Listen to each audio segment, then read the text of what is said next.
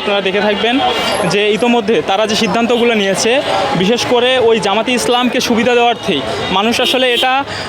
মানে প্রকাশ্যে সেটা বুঝতে পারছে। এবং হচ্ছে যে এনসিপির যে মুখ্য সমন্বয়ক আছে বা নির্বাচন কমিটির যে সমন্বয়ক আসিফ মাহমুদ সজীব ভুঁইয়া, উনি গতকালকে বলেছেন যে প্রয়োজনে নির্বাচন আরও দেরিতে নেওয়া হোক। আমরা মনে করি যে ওনারা হচ্ছে যে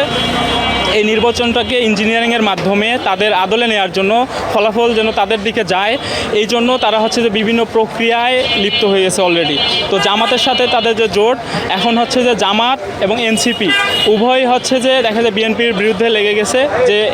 এই আপনার জাতীয় সংসদ নির্বাচনে আপনারা দেখতে পাবেন যে জনগণ যে প্রত্যাশা নিয়ে আছে বিএনপি জনগণের ভোটে জয়লাভ করবে। এখন এটাকে তারা কিভাবে জনগণের রায় থেকে প্রত্যাখ্যান করে তারা যে সরকারি কাঠামোগুলোকে কাজে লাগিয়ে তারা কিভাবে এই ভোটের ফলাফলটাকে তাদের আদলে নিতে পারে, তারা অলরেডি সেই প্রক্রিয়াগুলো অনুসরণ করতেছে।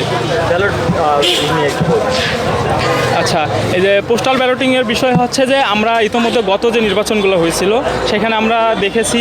বা সেখানকার প্রক্রিয়া যেমন ছিল যে ব্যালটের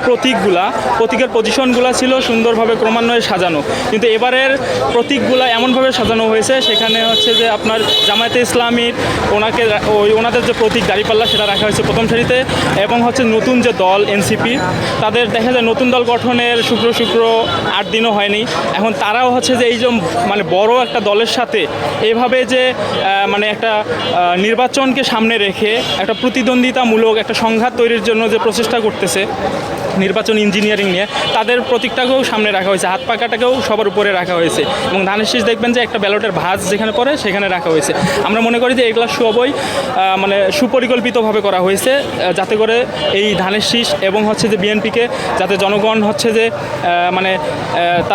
তাদের দৃষ্টির মানে আড়ালে রাখার জন্য। তা আমি মনে করব জনগণ যদি সুষ্ঠুভাবে ভোট দেওয়ার পরিবেশ পায়, আগামী 12 ফেব্রুয়ারি তাদের রায় দেবে, জনগণের ভোটে আগামী রাষ্ট্র ক্ষমতায় ইনশাআল্লাহ বিএনপি যাবে।